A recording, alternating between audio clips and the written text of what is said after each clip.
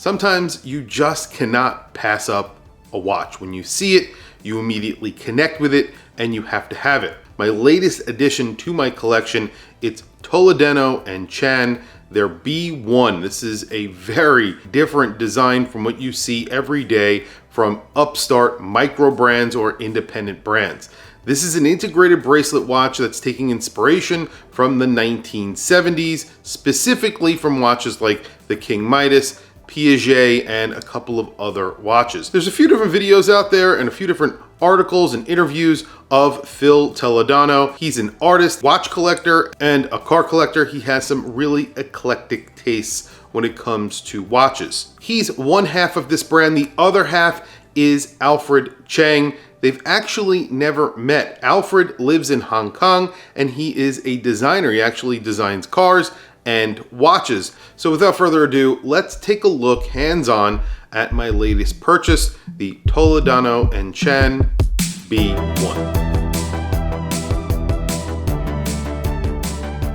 So I read somewhere that Phil and Alfred actually have never met. So they met over Instagram because Phil has a pretty popular Instagram. His name is Mr. Enthusiast. They're both fans of Brutalist design. They actually took inspiration from the Whitney here in New York, the old Whitney. They have a window. They took the inspiration of that design and used it in this watch. And you can see the case has a very interesting design. Now, this is not like a King Midas, which is one of the watches that they took inspiration from. This is something completely different. The only inspiration really that you could see here that it is asymmetrical. The case, the bracelet, everything is asymmetrical. And you have a left-hand crown. This gets a lapis dial and it is in 904L stainless steel. This is one of the coolest bracelets that you will ever see on a watch. Look at that. And each one of these links are screwed in. On the underside of the bracelet, there are screws that go down the center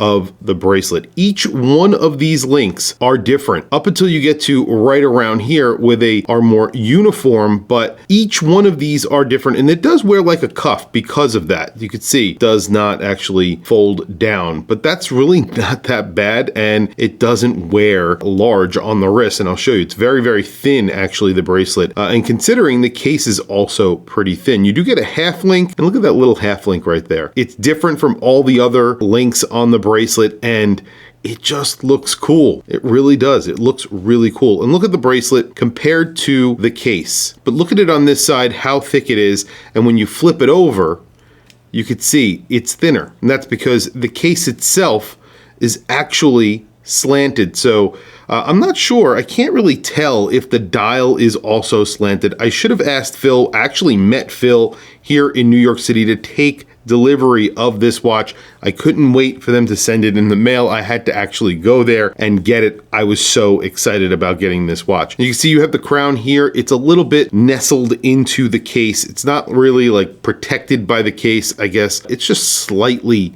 inside of the case. The case back is really nice as well. This is a limited edition of 175. It's sold out almost immediately. And you take a look at this case back. It's a screwed in case back. It is so cool. You have the number of the series that you have right in the middle, and then it just says the name of the brand on the side. That's it. Brushing on the top of the case, and then on the sides of the case where the screws are, it's media blasted. So again, it gives you that look of that window, the original inspiration for the case. The sapphire crystal on here also mimics the case, so it's not a square. It's slightly off from a square. Again, these are all design choices, all things that they had to think out when they were making this watch. And obviously, this is not a mold that was sitting on a shelf. They had to create this. So this case needed to be created. That sapphire crystal. These hands, look at this hour hand, it's cut off. It looks like a little dagger almost, but a modern dagger. It's not like a dagger hand, it's a very modern looking hand. The minutes hand, which is more of a traditional, I guess a dagger hand, I guess you would call it. I'm not sure. You have a lapis dial here. It's a blue lapis dial. Phil specifically really likes lapis dials. He has a Rolex that has a lapis dial. I believe it's a Cellini, and you definitely could see a lot of inspiration from that watch into this watch. But again, this is not an homage to that. It's really not an homage to the Midas either. This also gets an automatic movement, which kind of surprised me. It gets a Sellita SW100. It's basically a Sellita SW200, but smaller. It's usually used in ladies' watches.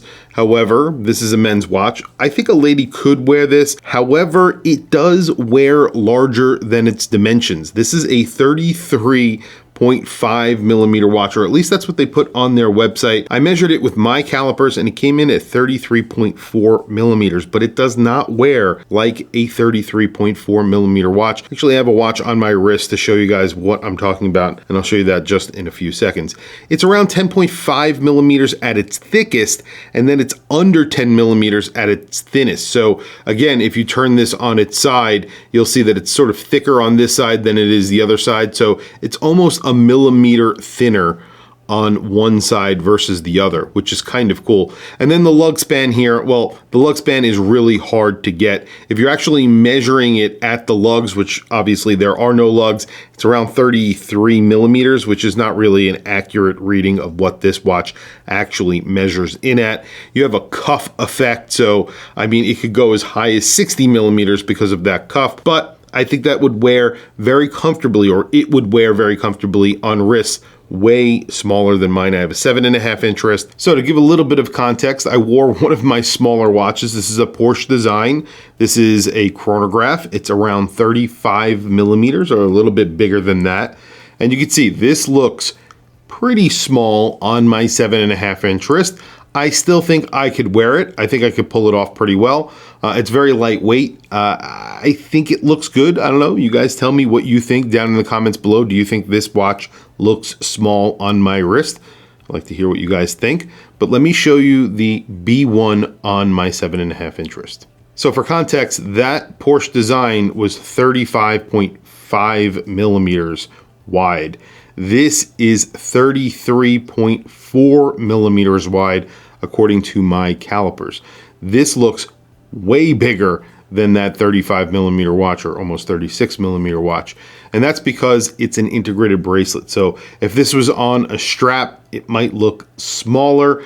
Since it's a square, or sort of a square, it looks a lot bigger than it actually is. And you have the integrated bracelet that essentially starts at the same size as the case. So this is almost a 33 millimeter link, that first link. And then it tapers dramatically down all the way to 20 millimeters. So there is a very dramatic taper on this bracelet. And I have to say, it looks fantastic on my wrist. I am so happy that I pulled the trigger on this. I was contemplating whether or not to do it. I was going to buy a Piaget, like a vintage Piaget with a lapis dial, and then this came on my radar, and immediately I knew this was the watch that I should buy instead of the Piaget. I still want a Piaget, but this is really cool.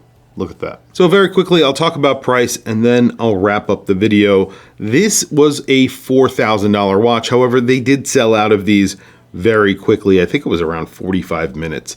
Considering they've never made a watch before, this was their first offering and it was a $4,000 watch.